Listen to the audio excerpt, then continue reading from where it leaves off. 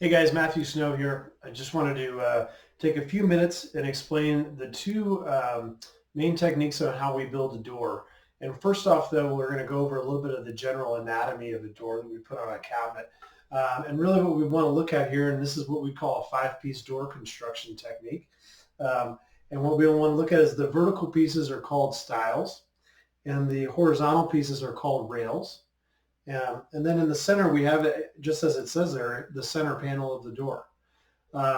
Another couple of things that you might notice is we would call this the outside profile and the inside profile of the door when we're referring to the door and kind of how the look and the characteristics of that door are. And the door I'm holding right now, and the technique that we use here, is called mortise and tenon. And a mortise and tenon door has a 90-degree or a perpendicular joint here that holds the overall structure of the frame together. And you can see usually on a mortise and tenon, you'll see that joint work there, and it's held together by glue.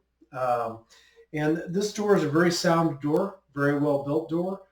It's going to have very little movement, whether that's within the actual joints themselves. Shouldn't have very much movement at all in the panel.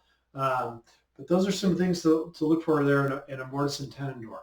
Very well built door, great door, and as you can see here, very square on the profiles on this one. However, that doesn't mean that you can't do a number of different outside and inside profiles and change the center panel to have a raised panel, different look on that. So a lot of different options with this door, but a very great door.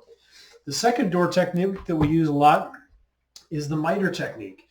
And this is an example of a miter door, and you probably notice right off the bat, it's got a little bit different look to it than the mortise and tenon. But the miter door, and the big difference is that joint in the corner. And we remember in the mortise and tenon, that was a 90-degree, where this is a 45.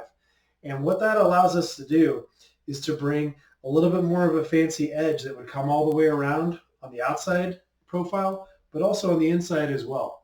And in this case, we even have a little bit of a rounded or a pillow feel to this door as well. So the miter door is going to allow a little bit more flexibility as far as style goes.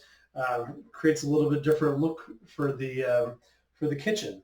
Now, one of the things that you might look at on the miter door too is that 45. If it might have a little bit of an issue when it gets into a low humidity area, and that inside joint might have a tendency to open up a little bit.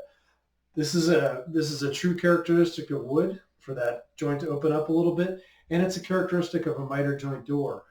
So one of the ways to make sure those joints stay nice and tight is to have a humidifier in their home.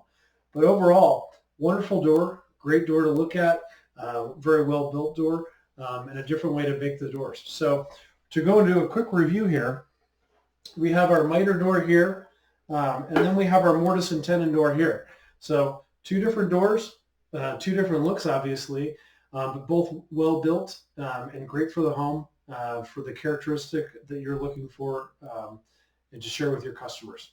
Thank you.